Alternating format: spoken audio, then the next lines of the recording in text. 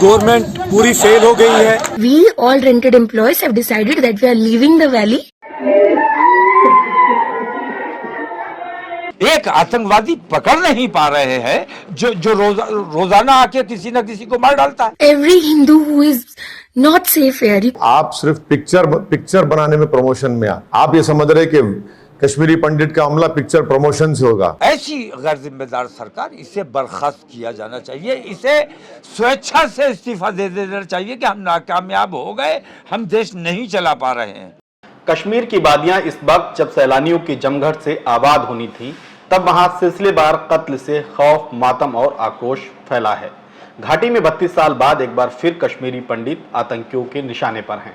बुधवार को कुलगाम में एक टीचर रजनी बाला की गोली मारकर हत्या कर दी गई थी, तो गुरुवार को कुलगाम में ही एक बैंक मैनेजर विजय कुमार का कत्ल कर दिया गया है। सिलसिलेवार हत्याओं पर कश्मीरी पंडित घाटी से पलायन करने को मजबूर हैं। कश्मीर के एयरपोर्ट की तस्वीरें सामने आई हैं, जहां सैकड़ों लोग घाटी छोड़कर भाग रहे हैं। कश्मीरी पंडितों की हत्याओं को लेकर विपक्ष ने केंद्र सरकार पर निशाना साधा है। कांग्रेस नेता राहुल गांधी ने कहा कि 5 महीनों में 18 आम नागरिकों की हत्या हुई है और 15 सुरक्षाकर्मी शहीद हो चुके हैं। पिछले 18 दिनों से कश्मीरी पंडित धरने पर हैं, लेकिन भाजपा 8 साल का जश्न मनाने में व्यस्त है। राहुल गांधी ने कहा, प्रधानमंत्री जी, ये कोई फिल्म नहीं है, आज कश्मीर की सच्चाई है। दरअसल हाल ही में विवेक अग्निहोत्री ने द कश्मीर फाइल्स फिल्म बनाई है, जो घाटी में 1990 में कश्मीरी पंडितों के नरसंहार और पलायन पर है। केंद्र की सत्तारूढ़ भाजपा और उसकी राज्य सरकारों ने इस फिल्म का न सिर्फ जोर शोर के साथ प्रचार किया, बल्कि टैक्स फ्री भी किया। हालांकि फिल्म को लेकर एक पक्ष दिखाने और तथ्यों को छुपाने का भी आरोप लगा है। द कश्मीर फाइल्स फिल्म की टीम जब करोड़ों रुपए कमाकर विदेशों की सैर पर है, तो घाटी के पंडित बिलख रहे हैं। उनकी चीखें पूरे देश में सुनी जा रही हैं।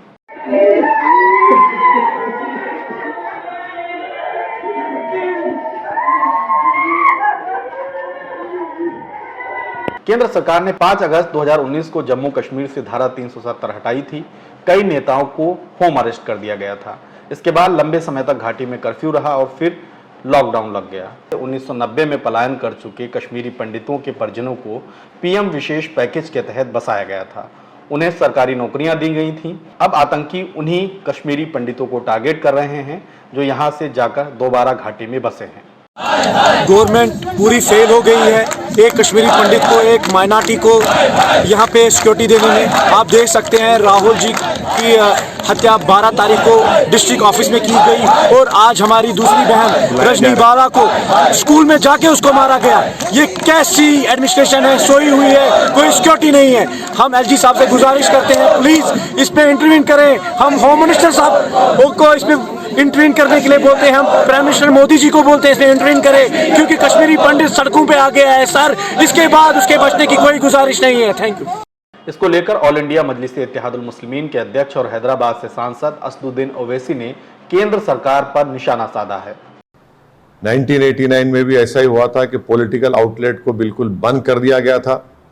पॉलिटिशियंस को, वैली के पॉलिटिशियंस को बोलने की इजाजत नहीं थी और वही गलती बीजेपी की सरकार कर रही है। 1987 का जैसे इलेक्शन रिग्ड इलेक्शन था वो, और 89 में उसका खमीयाजा भुगतना पड़ा। अब जो नया डिलिमिटेशन मोदी सरकार बनाई, इसको अंग्रेजी में बोलते हैं जेरीमैंडरिंग। ये दूसरा ये है कि पॉलिटिकल लीवर्स जो है वो वैली के पॉलिटिशियन के पास होना, आप तो लीवर छीन लिए। तीसरी बात यह है कि आप सिर्फ पिक्चर बनाने में प्रमोशन में आप ये समझ रहे कि कश्मीरी पंडित का हमला पिक्चर प्रमोशन से होगा। अब आप देख लो, खमीयाजा भुगतना पड़ रहा है आपको।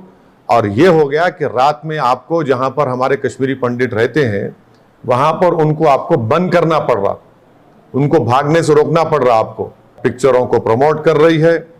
कश्मीरियों को पंडित को इलेक्टोरल इशू की तरह देखते, इंसान की तरह नहीं देखते। इसकी पूरी जिम्मेदारी नरेंद्र मोदी की सरकार पर आती है। मैं इसको कंडेम करता हूं।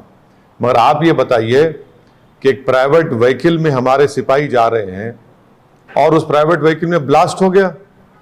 किसने किया भाई ब्लास्ट? ये सरकार आपकी है। वहां पर कश्मीरी पंडितों को गोली मारी जा रही है, जो हिंदू माइनॉरिटीज है उनको गोली मारी जा रही है। कौन जिम्मेदार है इसका? नरेंद्र मोदी की सरकार किस पे जिम्मेदारी आयद करेगी इसका? हमको बताएं, देश को बताएं। आप नहीं रोक पा रहे हैं, आपकी नाकामी है। कश्मीरी पंडितों की हत्याओं को लेकर आईएमसी के अध्यक्ष मौलाना तौकीर रजा ने भी सरकार पर गंभीर सवाल खड़े किए हैं।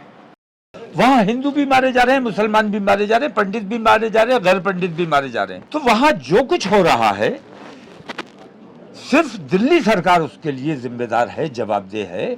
इतना बड़ा नेटवर्क आपका है और इतने अखराजात, पूरे देश के अखराजात के मामले में अगर देखें तो कश्मीर पर कितना खर्चा हो रहा है और आप एक आतंकवादी पकड़ नहीं पा रहे हैं जो रोजाना आके किसी न किसी को मार डालता है। ऐसी गैर जिम्मेदार सरकार, इसे बर्खास्त किया जाना चाहिए, इसे स्वेच्छा से इस्तीफा दे देना चाहिए कि हम नाकामयाब हो गए, हम देश नहीं चला पा रहे हैं।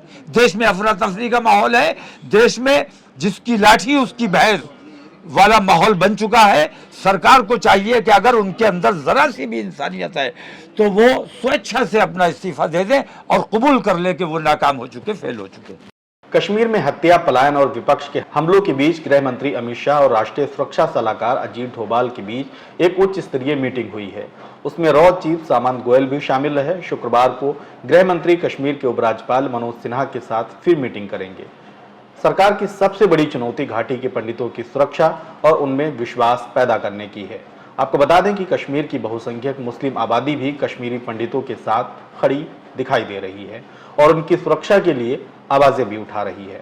It's been so many days that we guys are protesting and telling you guys to move us to safer location. Not only us, to every Hindu who is not safe here. You can see the government is completely failed in saving minority here, and it is, I mean, we have been living here for so many years, but right now what is happening is completely not in control of government.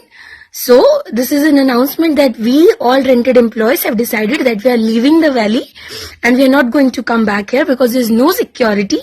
Now it is up to the government whether they want to give us the jobs there or not, but this is not what we are going to take. You killing each one of us every day and then we just wait and wait for the government to take any action.